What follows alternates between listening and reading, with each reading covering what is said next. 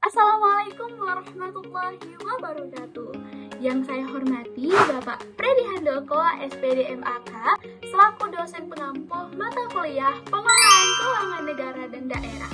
Perkenalkan, nama saya Nur Sukrina dari Program Studi Akuntansi Sektor Publik. Di sini saya akan menjawab pertanyaan dari soal ujian tengah semester mata kuliah Pengelolaan Keuangan Negara dan Daerah. Berikut jawabannya. Nah, sekarang kita akan masuk ke soal yang pertama, yaitu jelaskan apa yang dimaksud dengan keuangan negara menurut Undang-Undang Nomor 17 Tahun 2003. Nah, teman-teman, kita bahas lebih lanjut. Jawabannya adalah, menurut Undang-Undang Nomor 17 Tahun 2003, keuangan negara adalah semua hak dan kewajiban negara yang dapat dinilai dengan uang, serta segala sesuatu baik berupa uang maupun barang yang dapat dijadikan milik negara, yang berhubungan dengan pelaksanaan hak dan kewajiban. Nah, selanjutnya kita masuk ke soal nomor 2, yaitu jelaskan objek keuangan negara, subjek keuangan negara, proses terbentuknya keuangan negara, dan tujuan keuangan negara. Nah, jawabannya adalah yang pertama, objek keuangan negara, yang mana objek keuangan negara adalah semua hak dan kewajiban negara yang berkaitan dengan uang, baik itu pajak, APBN, dan lain sebagainya. Yang kedua adalah subjek keuangan negara, yang mana pihak yang mengelola keuangan negara, salah satunya yaitu presiden, kepala daerah, dan lain sebagainya. Yang ketiga, proses terbentuknya keuangan negara. Jadi, proses terbentuknya keuangan negara itu melalui beberapa tahapan, yaitu pertama melalui perencanaan, yaitu penyusunan APBN. Yang kedua, penetapan undang-undang APBN. Yang ketiga, pelaksanaan. Yang keempat, penatausahaan. Yang kelima, pelaporan. Yang keenam, pertanggungjawaban. Lalu ada tujuan keuangan negara. Jadi, yang pastinya tujuan keuangan negara itu untuk membiayai penyelenggaraan negara, juga mencapai kesejahteraan masyarakat. Soal yang ketiga, yaitu sebutkan ruang lingkup keuangan negara menurut Undang-Undang Nomor 17 Tahun 2003. Jadi, ruang lingkup keuangan negara menurut Undang-Undang Nomor 17 Tahun 2003 adalah yang pertama, hak negara untuk memungut pajak, mencetak uang, dan pinjaman. Yang kedua, kewajiban negara untuk menyelenggarakan layanan publik.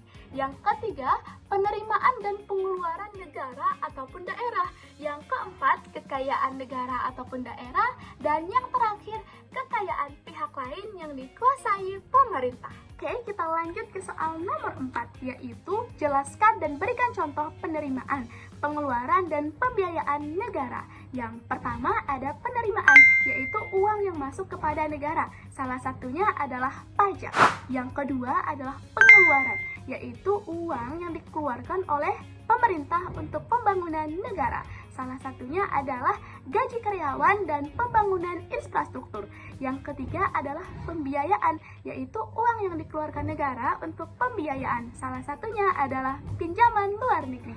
Selanjutnya kita masuk ke soal nomor 5, yaitu jelaskan dan berikan contoh bidang keuangan negara. Nah, jadi bidang keuangan negara itu terbagi menjadi 5. Yang pertama adalah perpajakan, yang mana perpajakan adalah pengelolaan penerimaan negara yang berasal dari pajak. Contohnya, pajak penghasilan, pajak pertambahan nilai, dan lain sebagainya. Yang kedua adalah pengelolaan APBN dan APBD, yang mana ini merupakan proses perencanaan, pelaksanaan, pengawasan anggaran negara dan daerah. Contohnya adalah penyusunan APBN untuk pembangunan jalan, pendidikan, kesehatan, dan lain sebagainya. Yang ketiga adalah pembendaharaan, yang mana kegiatan pengelolaan kas negara, termasuk penerimaan dan pengeluaran uang negara. Contohnya adalah pembayaran gaji ASN. Yang keempat adalah pengawasan dan audit, yang mana kegiatan pemeriksaan pengelolaan keuangan agar transparan dan menyesuaikan aturan. Contohnya adalah laporan audit keuangan oleh pemerintah dan BPK. Yang terakhir adalah pengelolaan aset negara, yang mana adalah pengurusan perusahaan barang milik negara agar digunakan secara optimal.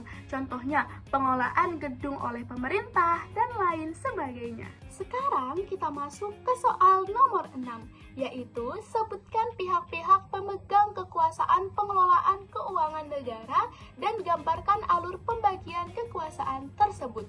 Jadi, pihak-pihak pemegang kekuasaan itu terbagi menjadi 4. Yang pertama pastinya presiden, yaitu pemegang kekuasaan tertinggi.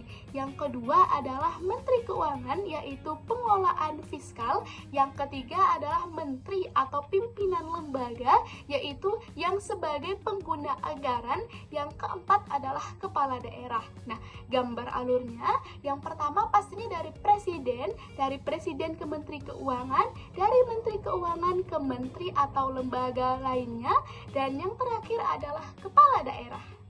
Soal nomor 7, yaitu sebutkan dan jelaskan undang-undang yang mengatur tentang kebijakan moneter.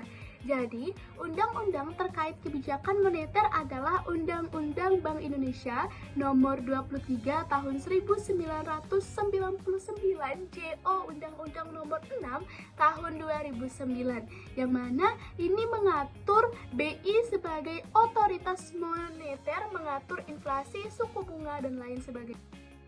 Selanjutnya kita akan masuk ke soal nomor 8, yaitu buatkan bagan hubungan subjek pengelolaan keuangan negara.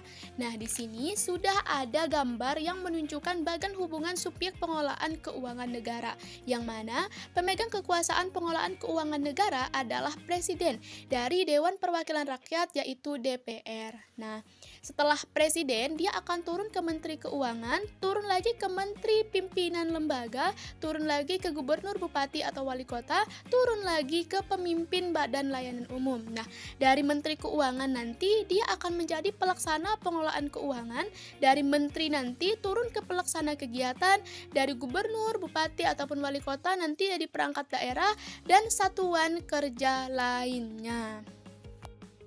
Selanjutnya kita masuk ke soal nomor 9 atau soal terakhir, yaitu jelaskan paradigma baru dalam pengelolaan keuangan, yang mana dari gambar sudah terlihat jelas antara perbedaan paradigma lama dan paradigma baru, yang mana isi dari paradigma baru yaitu yang pertama berbasis hasil dan manfaat, yang dua berorientasi kinerja dan nilai, yang ketiga berorientasi hasil, yang kelima link intelijen, yang keempat pemerintah sebagai fasilitator. Sekian penjelasan video dari saya, kurang lebihnya saya mohon maaf, saya akhiri.